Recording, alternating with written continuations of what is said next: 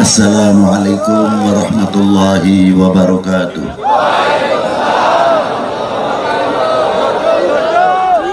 Alhamdulillahil awwalu bila ibtida wal akhiru bila intiha. Jami'us sifatil ulya wal izzati wal kibriya. Wassalatu wassalamu ala imami ahli sofa wal wafa. Qutbil anbiya wal awliya Sayyidina wa maulana Muhammadin khairid dawa likulli saqamin wada rahmatan wa shifa fi sirri wal jila wa ala alihi wa sahbihi madamatil ard wa sama amma ba'du. Yang saya sangat hormati beliau Bapak Gubernur Jawa Barat Dr. Honoris Causa Bapak Al-Hajj Muhammad Ridwan Kamil. Semoga beliau diberi panjang umur, sehat walafiat dalam memimpin Jawa Barat khususnya. Begitu pula yang saya banggakan Bapak Bupati atau pejabat Bupati, Bapak-bapak dan Forkominda, Bapak Dandim, Bapak Kapolres, Bapak Danrem, Bapak-bapak dan instansi pemerintahan, sipil, TNI, Polri yang selalu kita banggakan, tidak terlepas dari doa. Semoga beliau-beliau dalam membangun bangsa, membangun wilayah yang tidak bisa kita anggap enteng tanpa doa dari kita warga Bekasi khususnya, sehingga Allah Ta'ala menurunkan rahmat, meringankan beban-beban para beliau dalam membangun umat, membangun bangsa, membangun wilayahnya. Dan tidak terlepas pula diberi rezeki yang mudah. Begitu pula yang mendengarkan pengajian pada malam hari ini. Pertaniannya maju, ekonominya maju, yang keadaan sakit di rumah sakit atau di rumah diberi cepat sehat walafiat, yang dalam keadaan sakaratul maut atau di rumah sakit karena sakitnya parah sudah waktunya, semoga mendapat anugerah dari Allah husnul khotimah. Yang di dalam ekonomi bangun jatuh, semoga dimudahkan oleh Allah semuanya. Begitu pula dalam dunia pertanian, bagian daripada ketahanan pangan, diberi semua keberkahan oleh Allah Subhanahu wa Ta'ala, sehingga Indonesia bukan sekadar ketahanan pangan untuk negerinya sendiri, tapi bisa ketahanan pangan bisa menyalurkan ke negeri-negeri yang wajib kita bantu. Itulah memang sifat Indonesia. Itulah sifat orang-orang Indonesia yang sangat mencintai kepada perdamaian. Juga yang saya hormati para sesepuh, bini sepuh dari para ajengan, daripada para ulama, dan juga tidak terlepas para habaib. Walaupun kami tidak bisa menyebutkan satu persatu, tapi tidak berarti kita mengurangi hormat kami, cinta kami kepada para beliau-beliau. Juga yang saya banggakan, bapak-bapak dari TNI, Polri, Polres, Koramil, Kapolsek. Semoga Allah Ta'ala memberikan kekuatan-kekuatan zahiran wa batinan dalam menjaga keamanan, dalam stabilitas nasional. Khususnya hadirin wal hadirat rahimakumullah, hari jadi bukan sekadar hari jadi.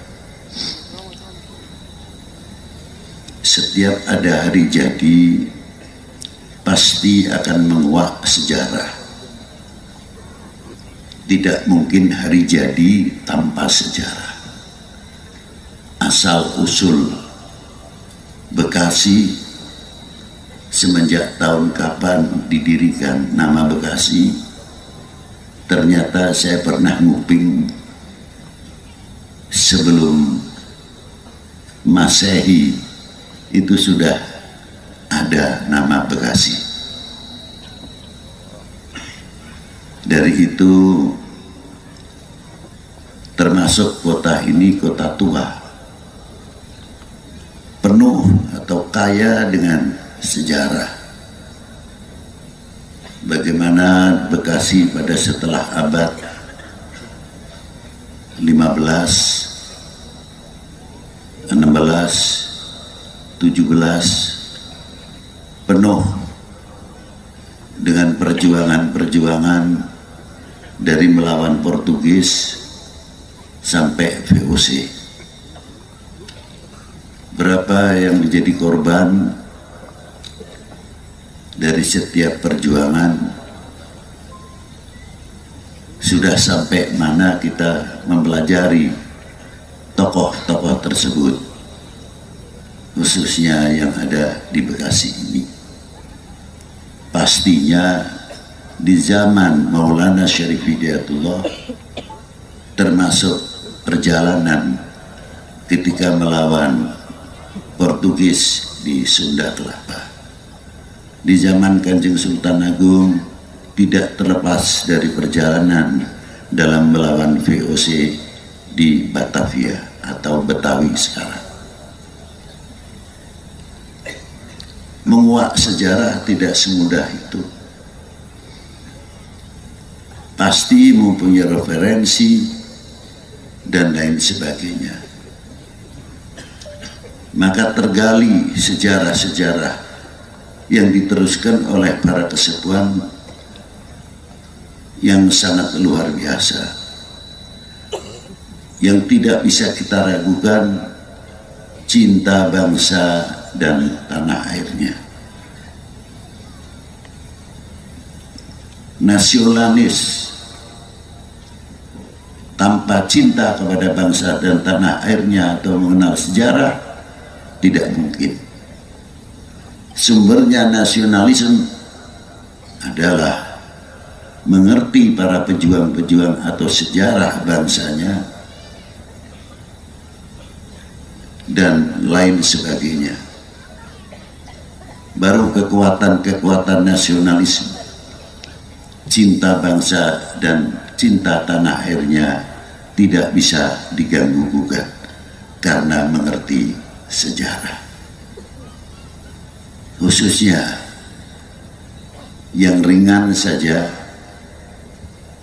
karena sebagian sekarang itu telah melentur kecintaannya kepada bangsa dan tanah airnya, sehingga karena melenturnya cinta kita kepada bangsa dan tanah airnya mudah kena penyakit hoax.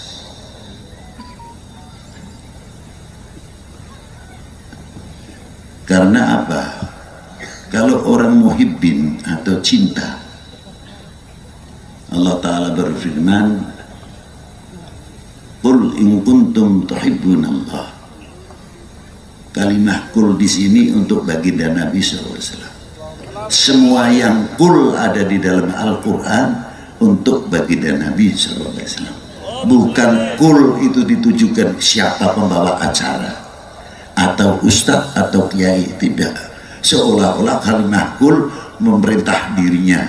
Hai, kul kepada Rasulullah untuk menyampaikan kepada umat itu yang berhak, itu maknanya kul ya habibi, bukan kul si fulan, tidak, seolah-olah mewakili nabinya atau gimana. Itulah in kuntum tuhibbunallah, bila mana kalian itu mencintai kepada Allah, Allah Ta'ala memerintahkan kepada baginda Nabi SAW, fattabi'uni, katakanlah kepada umatmu, ikuti aku. Tidak menggunakan kata jamak, tapi tidak menggunakan kata mufrad, tapi menggunakan kata jamak. Yang pertama. Tapi untuk baginda Nabi, ketika Allah Ta'ala memerintahkan fattabi'uni, menggunakan kalimatul mufrad, arti perorangan, ikutilah saya, tegas, bukan itu ikutilah kami.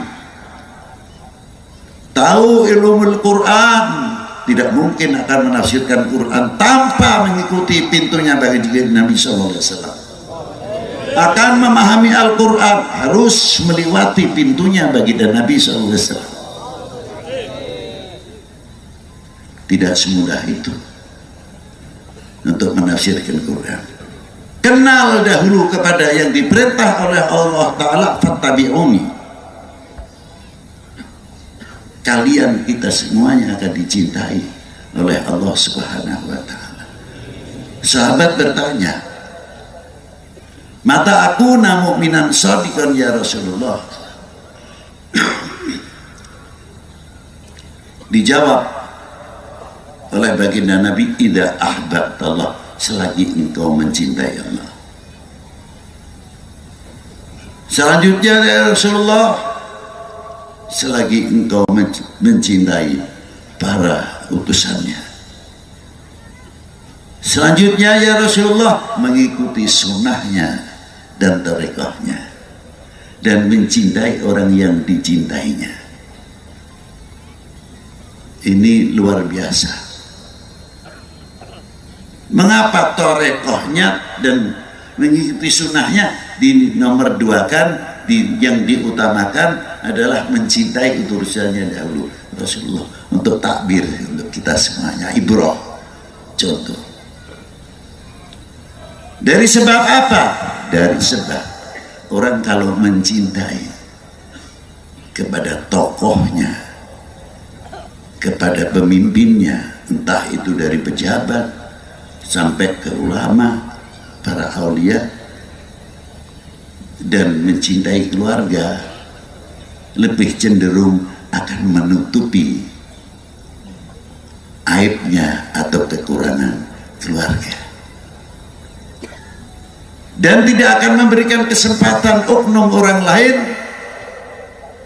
Kita selalu akan membuka aibnya bangsa sendiri,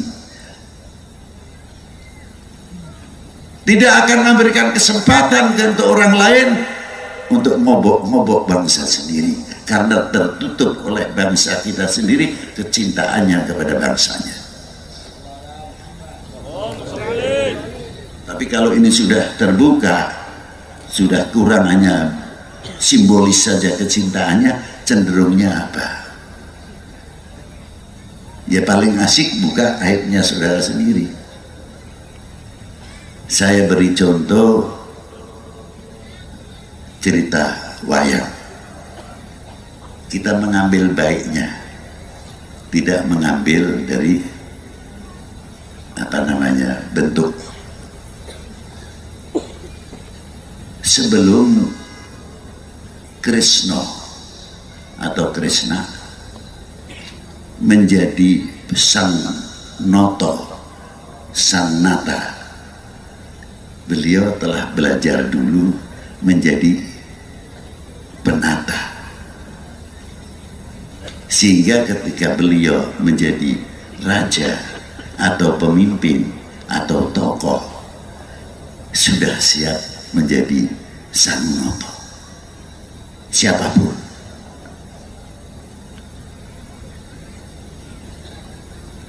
Itu diantaranya. Tapi harus menguasai 5 hal. Apa diantaranya pendidikan itu? Mandito. Mandito itu boleh diartikan ulama, bisa diartikan pandito, sesuai pemegang bagaimana agamanya. Mempunyai ilmu, kiainya itu punya ilmu, ulama menguasai. Ini satu. Yang kedua, mempunyai kaca benggala. Kalau ditafsirkan bahasa Jawa atau Sunda, weruh sak jeroning winara. Tapi bukan untuk tukang bedak, tukang tebak, bukan. Ini maknanya sebetulnya lain. Mendidik kepada rakyat, mendidik kepada kita semuanya, intelijensi kita sejauh mana. Menjadi bangsa tidak mudah percaya. Menjadi bangsa tidak mudah dibentur-benturkan. Karena apa? Intelijensinya kuat. Jadi kalau ada satu pohon kok bergerak sendiri, lalu terkadang kita mengambil sikap, wah enggak apa-apa, itu angin. Kalau intelijensinya tinggi, tidak mau. Lihat dulu, angin benar atau tidak. Apa ada ularnya? Apa ada hayawan yang lain? Itu orang yang intelijensinya yang tinggi. Tidak mudah percaya begitu saja. Sudah diperhitungkan akibat dan akibatnya. Atau kalau zaman sekarang, jual hoax, bikin, kalau tidak melihat ada perpecahan kurang senang, obok-obok di sana, bikin benturan di sana sini, sudah berhasil tinggal lari.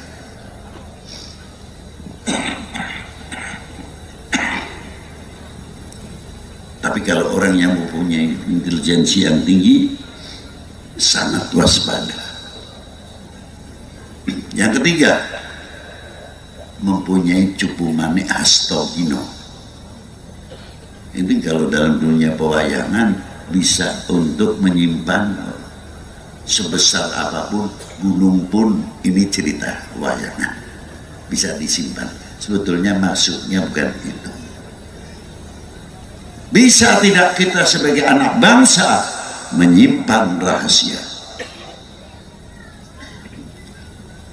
Jangan kita menjual keburukan, kejelekan bangsa sendiri sehingga menjadikan kesempatan oleh oknum-oknum yang akan memecah belah Indonesia. Wahai bangsaku yang kubanggakan, relakah tidak kalau Indonesia dipecah belah? Jawab yang keras. Terima kasih. Ini yang penting. Kalau kenal namanya cupu mane. Yang keempat, punya kembang Wijoyo Kusumo. Bukan untuk menghidupkan orang mati. Ini tanah yang gersang, gundul, bisa tumbuh. Ini gimana caranya? Orang yang kurang intelek menjadi orang intelek. Orang yang wawasannya sempit menjadi luas. Itu untuk menghidupkan itu. Bukan cerita kesaktian. Intisarinya di sini. Yang kelima, mempunyai senjata pamungkas, kearifan, kebijaksanaan. Itu senjata pamungkas. Tulang punggung Amarto Bima. Beliau juga seorang Panglima Senopati, juga seorang yang agamis. Dia mampu melahirkan 3 hal. Padahal pada waktu itu kalau kita cerita wayang, mana mungkin umur Mahabharata itu 1000 tahun. Sudah lebih kok sudah bisa menceritakan, orang bisa terbang. Dan kalimahnya sudah menggunakan kalimah koco atau kaca, gadut, kaca. kita pahami sinarnya kaca itu ternyata ahli astronomi, ahli antariksa. Tahun-tahun itu dikembangkan oleh Wali Sembilan, sudah begitu hebatnya memberikan satu bekal yang luar biasa, hingga muncul Gatot Kaca, ahli antariksa, ahli IT, ahli dan lain sebagainya.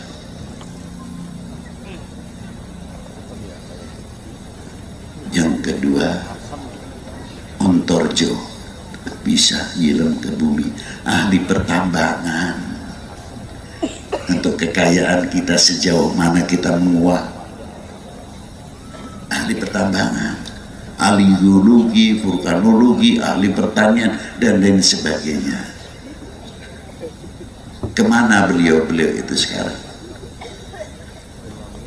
Yang ketiga, ahli kelautan, Ontoseno, sudah komplit dibekali oleh Wali Sembilan, yang dibikin kitabnya namanya Karangan, carangan sampai karangan, sebagian menjadi pakem pedalangan, mengejawantahkan.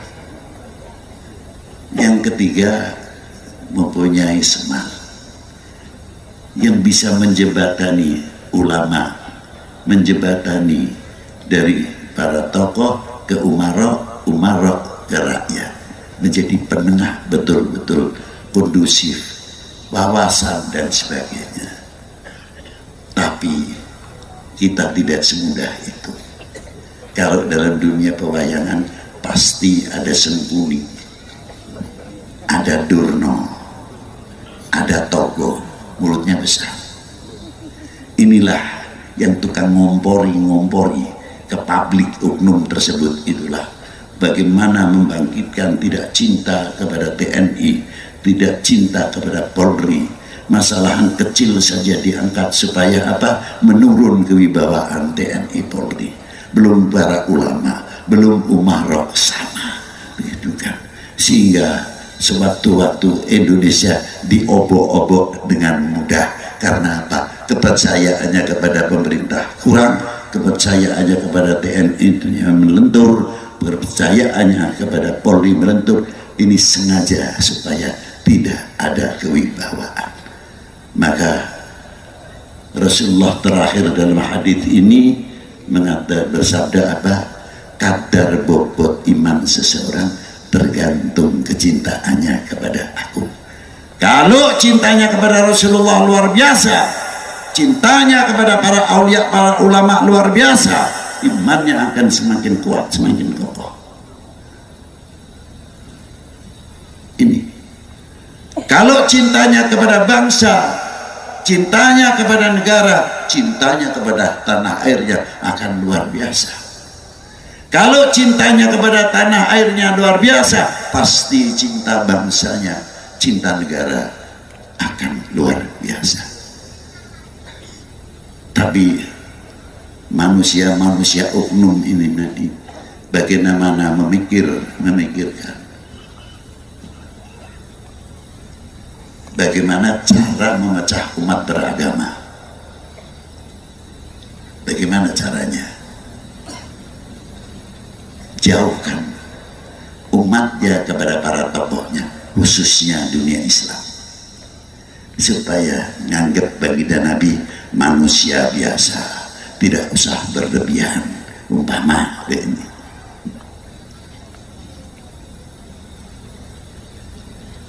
kalau sudah melentur demikian, selawat jauh, maulud jauh, mudah diobok-obok.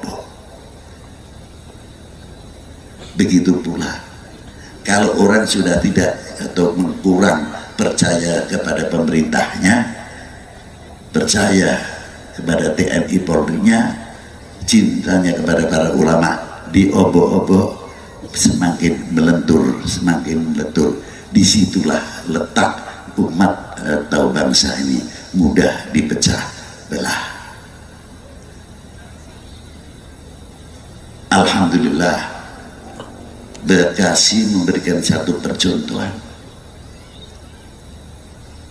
sebagai kekuatan Apa diantaranya?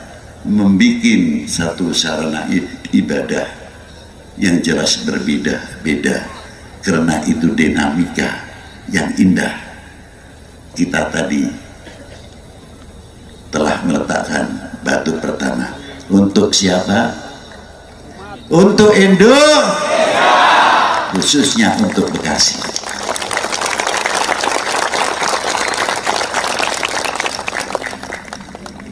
Tanpa kita melihat mereka siapa, tapi kita melihat mereka, dia saudaraku Indonesia. Aman kalau lihatnya ke sana, nggak mau ribut ya obo-obo. Nah, maka dari itu kita sambung. Baru tadi kita bersama-sama melakukan lagu kebangsaan, tidak? Indonesia tanah airku, tanah tumpah darahku. Benar, benar. Tanah airku benar. Sejauh mana? Sejauh mana? Sejauh nyawa masih dikandung ada. Nah, ini mempunyai kandungan apa? Kok penting banget sih lagu Indonesia Raya? Ya penting. Kok gampang temen ngomong begitu. Lagu Indonesia jadikan lagu kebanggaan. Karena ada apa di lagu kebangsaan? Ada ikrar, bukan salah lagu. Ketika kita mengalunkan Indonesia tanah airku, itu dalam lagu apa dalam pernyataan? Jadikanlah lagu Indonesia Raya di samping lagu kebangsaan menjadi ikrar bangsa Indonesia. Tunjukkan kalau kita mengakui benar Indonesia tanah airku, tanah tumpah darahku. Silahkan mau bersekolah pesantren di luar negeri, pulang dari Eropa tidak akan melenturkan dirinya sekalipun makan pakai sendok garpu. Silakan di Timur Tengah bersurban berjubah, tapi tidak akan melenturkan keindonesianannya, karena kita sudah ikrar Indonesia tanah. Setuju? Merdeka tetap. Itulah diantaranya. Ayo kita jaga. Jangan pakai basa-basi lagi. Kembangkan Indonesia tanah airku, tanah tumpah darahku. Akan menimbulkan satu kecintaan yang luar biasa. Dan hebatnya, bangunlah jiwanya, bukan bangunlah badannya. Bangunlah jiwanya dengan apa? Al-iman. Dengan apa untuk ideologi negara? Dengan Pancasila yang di backup oleh kekuatan agama. Apa tidak luar biasa? Ringkas kelihatannya lagu Indonesia Raya, tapi maknanya sangat dalam. Bila mana kita melekat betul-betul kepada cintanya kepada tanah airnya, pasti kita akan gandengan tangan. Untuk apa? Kekuatan pertahanan nasional. Itulah yang penting. Nah, perlu diketahui, para ulama, para pendahulu, pendiri bangsa ini sangat melekat sekali dengan Indonesia tanah airku yang bukan basa-basi. Dari perjuangannya melawan Portugis sampai VOC dan sebagainya. Ada satu cerita sedikit bagaimana sesepuh-sesepuh kita membangun bangsa ini. Duga di dia masih ayat keneh atau henteu abdi mah terang. Lamun bade ngajian bumi di memolona pasti ayat tiwu, ayat janur, lapa, timun, pare segala.